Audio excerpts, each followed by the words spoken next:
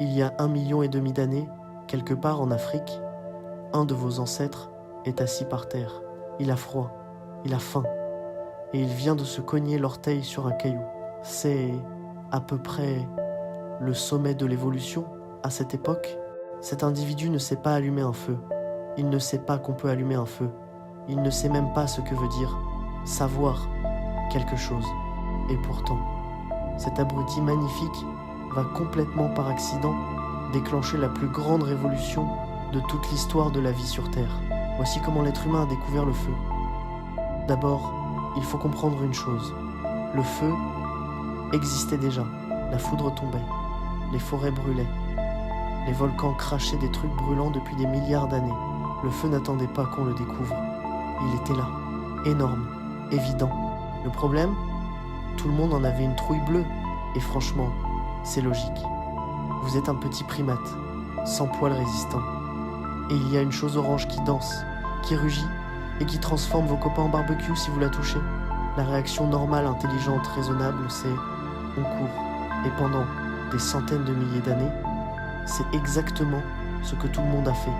On a fui le feu, sauf qu'un jour, quelqu'un a fait quelque chose d'absolument révolutionnaire. Il s'est arrêté, et il a regardé. On ne connaît pas son nom. On ne le connaîtra jamais. Mais ce gars ou cette fille est probablement la personne la plus importante de toute l'histoire humaine. Pourquoi ? Parce qu'au lieu de fuir, il a remarqué un détail. Là où le feu était passé, il y avait à manger. Des animaux pris par les flammes, cuites, tendres et étonnamment, pas dégoûtants du tout. Imaginez la scène. Vous avez passé toute votre vie à mâcher de la viande crue, dure comme une semelle, pleine de bactéries. Vos dents sont usées, votre mâchoire est épuisée. Manger, pour vous, c'est un travail à temps plein. Et là, vous goûtez à un truc tendre, chaud, savoureux, pour la première fois de votre vie.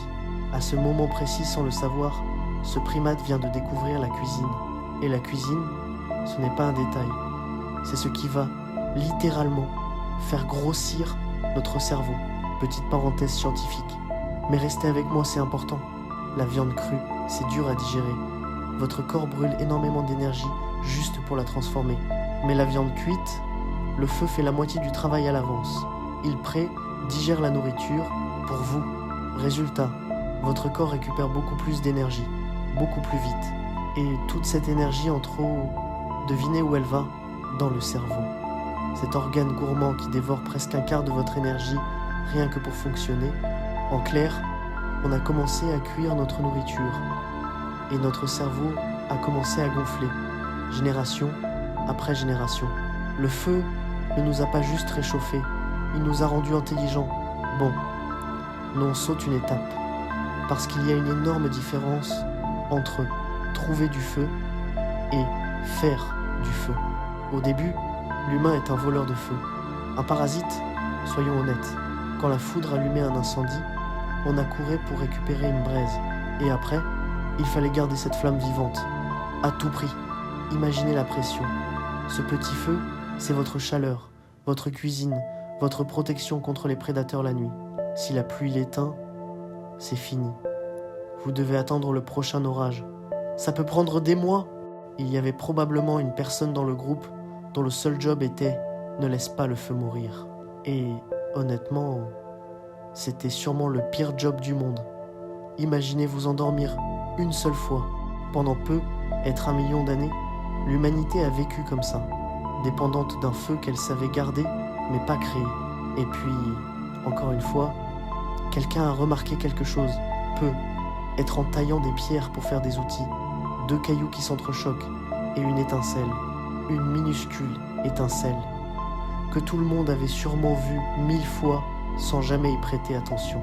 Sauf que cette fois, un cerveau désormais bien nourri et bien gros, grâce à la viande cuite, a fait le lien. Attends, la chose chaude, je peux être, la fabriquer, et c'est là que tout bascule vraiment. L'humain passe de spectateur du feu à créateur du feu, avec 2 techniques principales. La première, la percussion. Frapper certaines pierres ensemble pour faire jaillir des étincelles. La deuxième, la friction. Frotter un bâton contre du bois. Encore, et encore, et encore, jusqu'à ce que la chaleur fasse naître une braise. Et au passage, ne testez jamais la méthode friction chez vous en pensant que c'est facile. Ces gens-là y passaient des heures. Vous abandonnerez en 4 minutes. Une fois qu'on sait faire le feu, tout change. Absolument tout. La nuit n'est plus une prison. Avant, quand le soleil se couchait, vous étiez aveugle, vulnérable, terrifié. Maintenant, vous avez de la lumière, vous avez de la chaleur et surtout, vous avez du temps. Pour la première fois, des humains se rassemblent le soir autour des flammes, sans rien d'autre à faire que être ensemble. Ils se regardent, ils émettent des sons, ils racontent à leur façon ce qui s'est passé dans la journée. Certains pensent que c'est exactement là autour de ces premiers feux qu'est née une chose typiquement humaine, raconter des histoires. Le langage, les mythes, la culture, peut être que tout ça a commencé parce qu'on s'ennuyait gentiment autour d'un feu de camp. Et le feu ne s'arrête pas là, il devient une arme, une torche, et soudain les prédateurs qui vous chassaient depuis toujours reculent. Pour la première fois dans votre histoire d'espèce, vous n'êtes plus la proie, vous commencez à faire peur. Le feu devient aussi un outil. On durcit le bois des lances dans les flammes, on fend la pierre par la chaleur. Bien plus tard, ce même feu fera fondre les métaux, cuira la poterie, forgera des civilisations entières.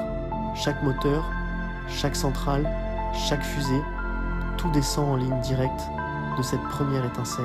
Alors revenons à notre ami du début, celui qui s'était cogné l'orteil. Il n'avait aucune idée de ce qu'il déclenchait, aucun plan, aucune vision. Il avait juste froid et faim. Et c'est peu être ça, la vraie leçon. Les plus grandes révolutions de l'histoire n'ont pas commencé avec des génies. Elles ont commencé avec des gens ordinaires, qui avaient juste assez de curiosité pour s'arrêter et regarder, au lieu de fuir. Aujourd'hui, vous tenez dans votre poche un téléphone des millions de fois plus puissant que tout ce que ces gens auraient pu imaginer. Et tout ça a commencé parce qu'un primate affamé, il y a très longtemps, a regardé une chose terrifiante et a décidé de ne pas avoir peur. Pas mal pour un type qui ne savait même pas ce que savoir voulait dire. Si cette histoire t'a plu, il y en a plein d'autres comme ça. Le genre de trucs qu'on a oubliés, mais qui font de nous ce qu'on est. Abonne-toi. Et la prochaine fois que tu allumeras quelque chose d'un simple geste, souviens-toi du gars qui a mis 1 million d'années à y arriver. À bientôt.